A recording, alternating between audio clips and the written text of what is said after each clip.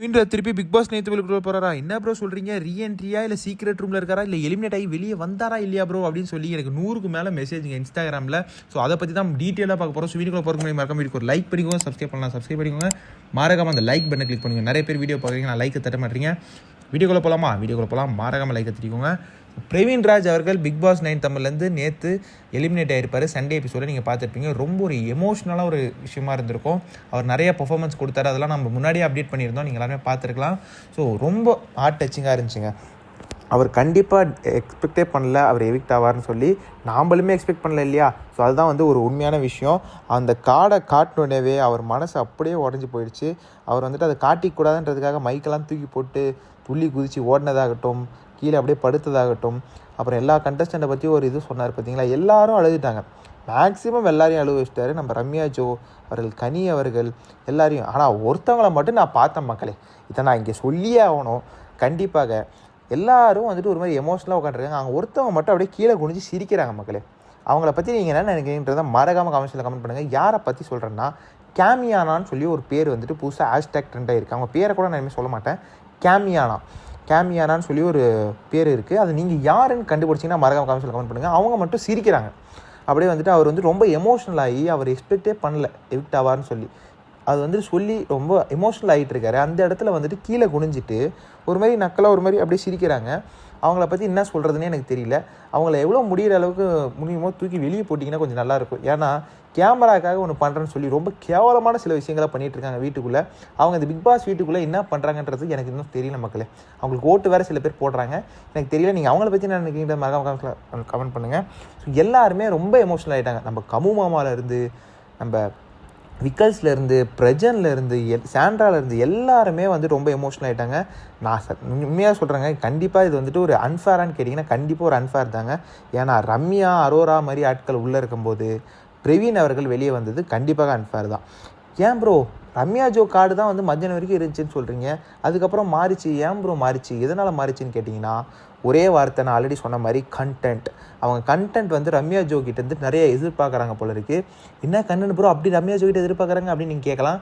என்ன கண்டென்ட்னா, எஃப்ஜே கூட ஒரு லவ் கண்டென்ட்டாக இருக்கலாம், இல்லை நம்ம ரம்யா அவர்கள் ரொம்ப அடித்து பேசுவாங்க இல்லையா, ஹேய் இப்படி அப்படி ஹேய் ஹூயின்னு அப்படி, அந்த மாதிரி ஒரு விஷயம் ப்ரோமோ கண்டென்ட்லாம் வருவாங்க. ஏதாவது விஷயங்கள் நடக்கலாம், அதுக்காக கூட எக்ஸ்பெக்ட் பண்ணலாம். பிரவீன் ராஜ் அதை பண்ணுறாரா அப்படின்னு கேட்டிங்கன்னா, அதில் கொஞ்சம் அவர் கம்மியாக தான் பண்ணிகிட்ருக்காரு. ஏன்னா இந்த ப்ராங்க் மேட்டரில் கொஞ்சம் அவருக்கு பீக் எடுத்துதுங்க. உண்மையாக சொல்லலாம், இந்த ப்ராங்க் மேட்டரை அவர் தூக்கி கொடுத்தது. ஆனால் அதில் கூட கமருதீனும் பிரஜனும் தான் ஸ்கோர் பண்ணாங்க. இவர் அடி வாங்கிட்டு அப்படியே இது பண்ணிவிட்டு வெளிவாடா நான் பார்த்துக்கிறேன் அப்படின்ற மாதிரி தான் ஒன்று பண்ணார். பட் ஆனால் ரொம்ப ஹார்ட் டச்சிங்காக இருந்துச்சு. யாருக்கெல்லாம் ரொம்ப ஹார்ட் டச்சிங்காக இருந்துச்சுன்றதை மறக்காம கமெண்ட்ஸில் கமெண்ட் பண்ணுங்கள். நிறைய பேர் ப்ரோ இது அன்ஃபேர் ப்ரோ, எப்படி ப்ரோ இது அப்புறமாரி சொல்லிட்டு இருந்தீங்க. அவர் எவிக்ட் ஆகிட்டு வெளியே வருவார் இல்லையா, வெளியே வந்த அந்த டைமில் கூட உள்ள டீம் கிட்ட கேட்டிருக்காரு, இது எப்படி ஓட்டிங் வைஸ்லாம் கரெக்டாக போச்சு அப்படின்னோடனே அவங்களுமே எக்ஸ்பிளைன் பண்ணியிருக்காங்க. நம்ம ஆல்ரெடி சொன்னோம் இல்லையா, அவங்களே சொல்லியிருக்காங்க இது ஓட்டிங் படி தான், அது இப்படி தான் போயிட்டுருக்கு, ஓட்டிங்கில் நீங்கள் தான் லாஸ்ட்டில் இருந்தீங்க, நீங்கள் தான் டேஞ்சர்ஸ் வந்துருக்கீங்க அப்படின்றது அவங்களே எக்ஸ்பிளைன் பண்ணியிருக்காங்க.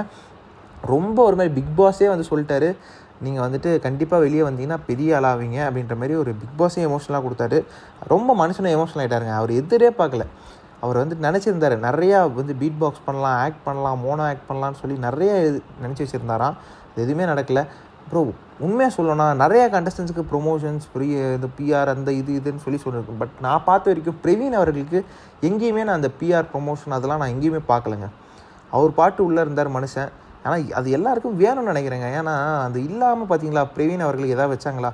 எதுவுமே இல்லை. மனுஷன் வெளியே வந்துட்டாப்புல, அவரை பற்றி டாக்கே இல்லை. அதுதான் ஒரு விஷயமா இருக்குது. பிரவீன் அவர்களுக்கு நான் எங்கேயுமே அந்த பிஆர் ப்ரொமோஷன் அவரை பற்றி போஸ்ட் போட்டு பார்க்கல. எல்லாமே ஆர்கானிக்காக நடந்தது தான் நான் பார்க்குறேன். ஸோ பிரவீன் அவர்கள் சச் அ குட் சோல், நல்ல மனுஷன், வெளியே வந்துட்டாருன்றது தான் எனக்கு ரொம்ப வருத்தமாக இருக்குது. கண்டிப்பாக அவர் வீட்டுக்குள்ளே திருப்பி போவார் அப்புறம் அப்படின்னு கேட்டிங்கன்னா வாய்ப்புகள் அதிகம், பிரகாசம். ஓகேங்களா, 80% மேலே வாய்ப்பு இருக்குங்க. என்ன ப்ரோ சொல்கிறேன் அப்படின்னு நீங்கள் கேட்கலாம். ப்ரோ சீக்ரெட் ரூமில் அவர் இருக்காரா ப்ரோ அப்படின்னு நீங்கள் எல்லாருமே கேட்டுருந்தீங்க. நிறைய பேர் வீடியோ போட்டுருக்காங்களே, நாமளே போன வீடியோவில் சொல்லிட்டோம் சீக்ரெட் ரூம்லாம் அவர் இல்லை, அவர் ரீஎன்ட்ரி கொடுக்க அதிக வாய்ப்பு இருக்குன்னு சொல்லி நேற்றே சொல்லிட்டோம். நேற்று மத்தியானமே அந்த வீடியோ யாரெல்லாம் பார்க்கவே மறக்காமல் பாருங்கள். ஸோ ரீஎன்ட்ரி கொடுக்க எப்படி ப்ரோ, எப்போ ப்ரோ வருவார் அப்படின்னு நீங்கள் கேட்கலாம். எப்போ வருவார்னா இன்னொரு 20-25 நாள் ஆகட்டும், 55 நாள் தாண்டட்டும். 55-60 நாள் தாண்டினோடனே சீசன் 7 நம்ம அனன்யா அவர்களும் விஜய் வர்மாவும் ஒரு பயங்கரமான ஒரு ரீஎன்ட்ரி கொடுத்துருப்பாங்க. அனன்யா அவர்கள் ஏன் வந்தாங்கன்னு நம்மளுக்கு தெரில. ஒரு 2 நாள் ஃபயர் கன் மாதிரி எல்லாரையும் ஷூட் பண்ணாங்க. அடுத்து 3ஆவது நாள் டம்மி ஆகிட்டு அடுத்த வாரமே எவிக்ட் ஆகிட்டு கிளம்பிட்டாங்க. ஓகேங்களா, பட் விஜய் வர்மா ஒரு வேறு மாதிரி ஒரு சம்பவத்தை பண்ணார். அதே மாதிரி நம்ம பிரவீன் ராஜ் வெளியே இருந்து எல்லாத்தையும் பார்த்துட்டு வந்து பண்ணுவாரா அப்படின்னு கேட்டிங்கன்னா வாய்ப்புகள் பிரகாசம்ங்க. கண்டிப்பாக பண்ணுறதுக்கு வாய்ப்பு இருக்குது. ஏன்னா மனுஷன் வந்துட்டு நேற்று நைட்டே எபிசோடு முடிஞ்சனவே ஒரு வீடியோ விட்டாப்பில் நீங்கள் எல்லாருமே பார்த்துருக்கலாம். என்ன சொல்லியிருந்தாருன்னா, கண்டிப்பாக எனக்கு ரொம்ப எமோஷனல் ஆகிடுச்சு. எபிசோடு பார்த்தும் மனுஷன் வந்து எமோஷனல் ஆகிருக்காப்புல. ஒரு ரெட் ப்ளூ லைட்டில் அப்படியே வந்துட்டு எப்படின்னா ரெட் ப்ளூ லைட் எதுக்கு போட்டிருக்கேன்னா, பிக் பாஸோட அந்த வீக்கெண்ட் எபிசோடில் வந்துட்டு சாட்டர்டே வந்துட்டு அந்த ப்ளூ பேக்ரவுண்ட் இருக்கும், சண்டே வந்து ரெட் பேக்ரவுண்ட் இருக்கும் இல்லையா. ஸோ அதை வந்துட்டு மிக்ஸ் பண்ணி ஒரு பயங்கரமாக ஒரு லைட்டில் நின்று பயங்கரமாக வீடியோ பேசியிருப்பார். நீங்கள் தமிழில் அந்த ஃபோட்டோ பார்த்துக்கலாம். ஸோ அந்த இதில் வந்து பயங்கரமாக பேசி மனுஷன் வந்துட்டு எமோஷனல். அப்போ கூட எபிசோடை வந்து டிவியில் பார்க்கும்போது கூட மனுஷன் ரொம்ப எமோஷனலாக இருக்காப்புல. அப்போயே தெரியுது மனுஷன் வந்துட்டு என்னெல்லாம் வந்துட்டு ஹோப்ஸ் வச்சுருந்தாரு எல்லாமே ஸ்பாயில் ஆகிடுச்சு அப்படின்றது நல்லா தெரியுது. அது ஏதோ சாதிக்கணும்னு ஒரு வெறி இருக்குங்க அந்த மனுஷன் கண்ணில். கண்டிப்பாக திருப்பி வீட்டுக்குள்ளே போவாரா அப்படின்னு கேட்டிங்கன்னா அதிகப்படியான சான்சஸ் இருக்குது. நான் சொல்கிறேன்னா கண்டிப்பாக இருக்கும் மக்களே, பாருங்கள். ரீஎன்ட்ரி கண்டிப்பாக இருக்குது. அப்புறம் அப்போ சீக்ரெட் ரூம்லாம் எதுவும் இல்லைல்ல, சீக்ரெட் ரூம்லாம் எதுவுமே கிடையாதுங்க. 3rd சீசனே நின்று போச்சுங்க. இந்த சீக்ரெட் ரூம் மேட்டர்லாம் வந்துட்டு சும்மா ஓட்டி கிடக்குறாங்க. சீக்ரெட் ரூம்லாம் ஒன்றுமே கிடையாது. இப்போது பிரவீன் ராஜ் அவர்கள் அந்த வீடியோவில் என்ன சொல்லியிருக்காருன்னா, எனக்கு அன்பு கொடுத்த அனைவருக்கும் நன்றின்னு சொல்லியிருக்காரு. அவ்வளோ அன்பு எனக்கு வந்திருக்கு. பட் ஆனாலும் எனக்கு எமோஷ்னலாக இருக்குது. நான் ஏதோ ஒரு தப்பு பண்ணிட்டனோ, ஒழுங்காக கேம் ஆடலையோ, அந்த ஆப்பர்ச்சுனிட்டி கையில் ஒழுங்காக எடுக்கலையோ அப்படின்ற மாதிரி எனக்கு அந்த வருத்தம் தான் இருக்குது அப்படின்ற மாதிரி நம்ம பிரவீன் ராஜ் சொல்கிறத நம்மளால் பார்க்க முடியுது.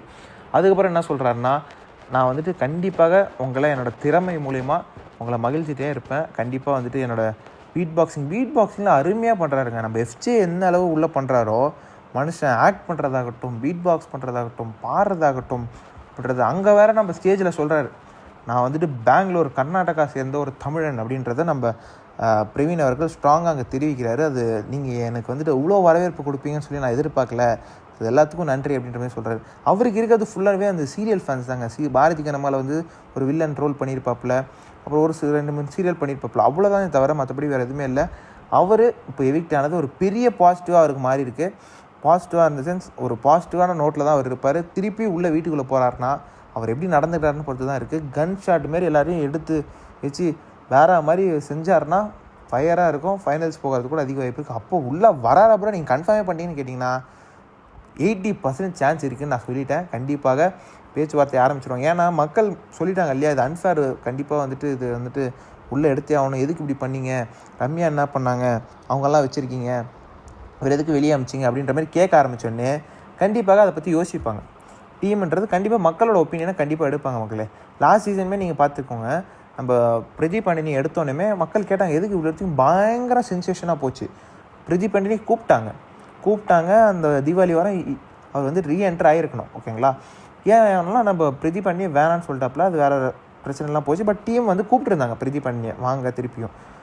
விஜய் வர்மா எவிக்ட் ஆகும்போது இது அன்ஃபேர், விஜய் வர்மாவெலாம் ஏன்ப்பா 2வது வாரமே தூக்குறீங்க அப்படின்ற மாதிரி ஒரு விஷயமும் டாக்கும் கிளம்பிச்சு.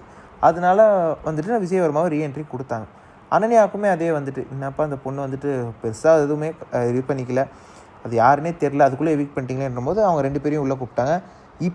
இப்போதைக்கு ஆத்ரி அவர்களும் நம்ம பிரவீன் ராஜ் அவர்களுக்கும் பயங்கரமாக இது இருக்குது. என்னப்பா ஆத்ரி நல்லா கேம் ஆடிட்டுருந்தாங்க, எதுக்கு அவங்களை எடுத்தீங்க அப்படின்னு இருக்குது. இவங்க 2 பேரும் உள்ளே வரதுக்கு அதிகப்படியான சான்சஸ் இருக்குது.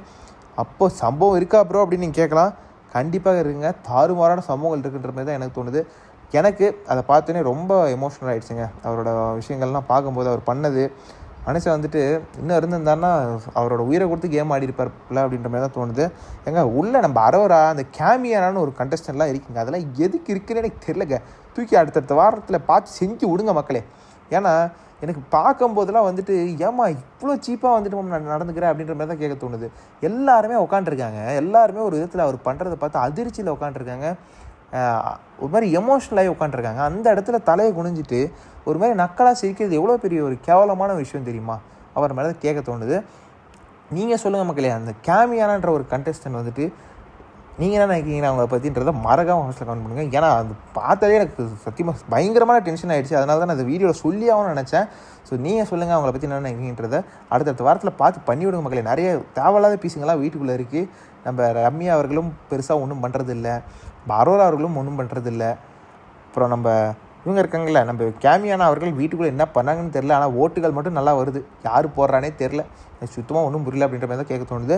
ஸோ நீங்கள் மறக்காமல் கமெண்ட்ஸில் கமெண்ட் பண்ணுங்கள். பிரவீன் ராஜ் அவர்கள் திருப்பி வீட்டுக்குள்ளே பிக் பாஸ் நேரத்துக்குள்ளே ரீஎன்ட்ரி கொடுத்தா எப்படி இருக்குன்றதையும் மறக்காமல் சொல்லுங்கள். என்ன கேட்டிங்கன்னா தாறுமாறான சம்பவங்கள் காத்துட்ருக்கு. இதுக்கப்புறம் இந்த சீசனை தூக்கி நிறுத்தணுன்னா வைல்ட் கார்ட்ஸ் மற்றும் ரீஎன்ட்ரி தான் முடியும். வைல்ட் கார்ட்ஸ் அதை பண்ணிக்கிட்டு இருக்காங்க நம்ம திவ்யா மற்றும் சாண்ட்ரா மற்றும் பிரஜன். அதுவும் முக்கியமாக சாண்ட்ரா அவர்கள் தாறுமாறாக ஒரு விஷயத்தை பண்ணிகிட்ருக்காங்க. செமையான ஒரு கேம் பிளே கொடுத்துட்ருக்காங்க. ஸோ அடுத்தடுத்த வீடியோவில் உங்களுக்கு அடுத்த அப்டேட் உங்களை சந்திக்கிறேன். வீடியோ ஒரு லைக் பண்ணுங்கள், சப்ஸ்கிரைப் பண்ணுங்கள். அடுத்த வீடியோ சந்திக்கலாம். நன்றி, வணக்கம்.